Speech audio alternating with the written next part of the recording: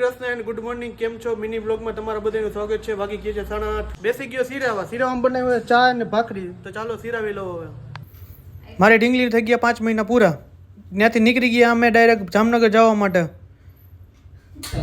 ખાતા ઘૂઘરા હવે આવી ગયા, મસ્ત મજાના ઘૂઘરા ગાડીમાં બેહીને ખાવા માંડ્યા.